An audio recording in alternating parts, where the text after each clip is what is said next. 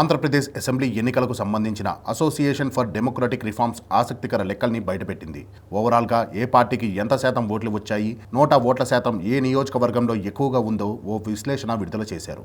ఏపీలో గాజువాక నియోజకవర్గం నుంచి గెలిచిన టీడీపీ అభ్యర్థి పల్లా శ్రీనివాసరావుకు ఏకంగా 95,235 ఓట్లు మెజారిటీ వచ్చిన సంగతి తెలిసిందే.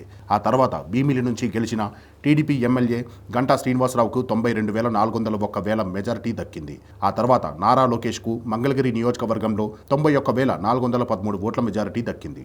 ఆంధ్రప్రదేశ్ అసెంబ్లీ ఎన్నికల్లో అత్యధిక శాతం ఓట్లు సాధించిన వారిలో పురుషుల్లో విశాఖపట్నం దక్షిణ నియోజకవర్గం నుంచి పోటీ చేసిన జనసేన అభ్యర్థి వంశీకృష్ణ శ్రీనివాస్కు ఏకంగా 70% ఓట్లు పడ్డాయి. మహిళల్లో చూస్తే విజయనగరం నుంచి పోటీ చేసిన టీడీపీ అభ్యర్థి అదితి విజయలక్ష్మి గజపతిరాజు 64% అత్యధిక ఓట్లు వచ్చినట్లు ఏడీఆర్ తెలిపింది. అత్యల్పంగా అనంతపురం జిల్లా మడకశిర తెలుగుదేశం పార్టీ అభ్యర్థి ఎంఎస్ రాజు 0.19% ఓట్లు వచ్చాయి. ప్రకాశం జిల్లా గిద్దలూరు అభ్యర్థి అశోక్ రెడ్డి 0.47% అత్యల్ప ఓట్ల శాతం తేడాతో గెలుపొందారు. ఈ ఎన్నికల్లో టీడీపీ 45.60%, వైఎస్ఆర్సీపీకి 39.37%, జనసేనకు 6.87%, బీజేపీకి 2.83%, కాంగ్రెస్కి 1.72%, ఇతర పార్టీలకి 1.75% ఓట్లు వచ్చినట్లు ఏడీఆర్ సంస్థ తెలిపింది. మొత్తం 175 మంది ఎమ్మెల్యేల్లో 22 మంది మహిళలు ఉన్నారు. మహిళా విజేతలందరికీ 40%కి పైగా ఓట్లు రావడం విశేషం.